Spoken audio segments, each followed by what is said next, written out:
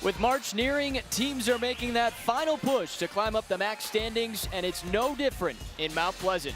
Today, the Ohio Bobcats battle the Central Michigan Chippewas as we're inside McGurk Arena. Thanks for joining us on ESPN. He's Matt DeVries. I'm Adam Jacksa. Well, the Bobcats have lost 4 in a row. The Chippewas 2 straight. How do these two get back in the win column today? Well, for the host Central Michigan, I think it's pretty simple as we take a look at our Bud Light keys to the game this afternoon. You've got to identify shooters, and you got to get out and run in transition for the Chippewas. As for the Bobcats, you really got to contain that dribble drive and play that transition defense. That's going to be so important for them to come in here on the road and get a big victory in conference play. Well, the Bobcats win the tip, and here we go. They're in the blacks controlling. They have struggled to score this season. Last in the league under 70 points per game. We'll see if they can get off to a good start. Jason Preston, the freshman, making the start today. His 15th. Tries the floater and drops it through. A tough shot, but able to penetrate to the elbow. Good start for the Bobcats. Out of Orlando, Florida. Typically, it's Antonio Cowart that makes the start. Montgomery has it pinned off the glass by Taylor. Leads the MAC with 43 rejections this season. Good help defense. Montgomery had a clear path to the bucket, but alert underneath. Carter, nifty around the rim, but it crawls out. Chippewas want to push that tempo quickly, and that one's knocked away. Back-to-back defensive stands for the Bobcats. This is Kirk, contact, and a charge. Smart by Sean Roundtree in transition. To get in there and give up the body. Here's the starting 5 presented by Courtyard by Marriott. Led by Kirk and Carter, the two sophomores averaging up over 15 points per game. Carter sat out last year with an injury, averaging nearly 17 this season. Chippewas with that same starting lineup in their 25th game of the season. As Montgomery will go to the free throw line, led by the guard duo, Larry Austin and Sean Roundtree. Together, they lead the Mid-American Conference with up over 33 points per game. Really liked the growth of Rob Montgomery this year under the tutelage of head coach Keno Davis, averaging in double figures now, and he's played a big role in some of these wins. Chippewa sitting under 500 right now in conference play, but just at 5-6, a chance to get back to 500 today. In some of those 5 wins, he's been big. Yeah, he's the 3rd best scorer in the conference for CMU. Second one pops out, but Montgomery up over 13 points per game. Preston, a little bit out of control, but they do get the whistle on CMU. And it'll go on Larry Austin, his first.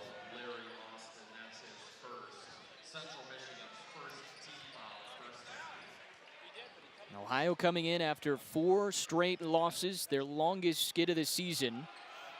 And Central Michigan desperate for wins as well after dropping a couple of road ones against Bowling Green and Buffalo. 2 games that the Chippewas had double-digit leads in the first half. And if you look at it big picture in the conference, really no shame in losing those games, but those ones hurt when you're in games on the road against, top opponents.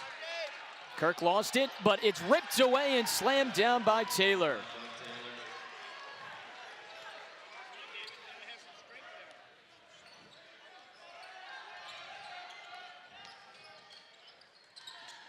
DeLeo flips to Austin, curling to the bucket. Montgomery attacks on Taylor. Look at Austin, go get that loose ball. DeLeo a catch and shoot.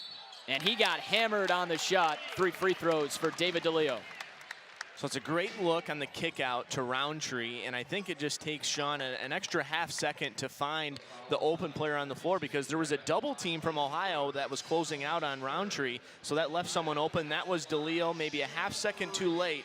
That's why the shot doesn't go down, but still a chance to convert at the free throw line. David DeLeo having a career year, just surpassed 1,000 career points at Bowling Green on Tuesday. 33rd Chippewa player to do that. But his numbers have been the best that they've been since he's been in Mount Pleasant, up over 44% from the field and shooting 42% from beyond the arc. Pretty cool moment on the floor before the game today, just a few minutes before we joined you on the air. Keno Davis gives them the commemorative ball at center court, and Sure, David DeLeo's thinking, I got to get to 1,500 points now before I get out of here on campus.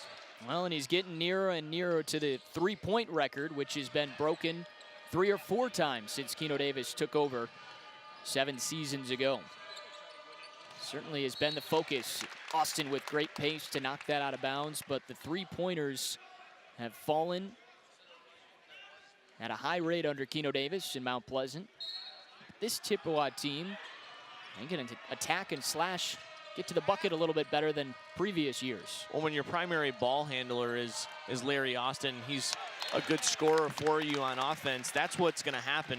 Kind of maybe more of a throwback to the Chris Fowler days here at CMU. Chris wasn't a great three-point shooter, but he could really penetrate well. Mid-range jumper was there. Larry Austin's cut from the same cloth. Yeah, Austin just 3 threes made this season. Definitely likes to put the head down and go to the bucket. Ohio with the lead early. Block, nice footwork. Left it short, here's Roundtree. Head up, looking to push. Turns on the Jets and the blow-by.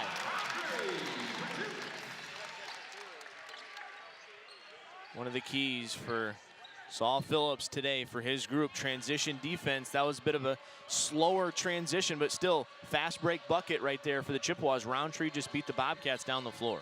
First lead for the Chippewas. Roundtree's been on a tear, 20 straight games in double figures. Nice 1-2 punch with him and Austin. Shot clock at 5. Block between 2 defenders. Offensive rebound for Taylor. Good ball movement, Preston. And another offensive rebound. Block tries for 3. And the rebound to Austin. Couple of good looks for the Bobcats. Austin smartly pulls it out. Roundtree for 3.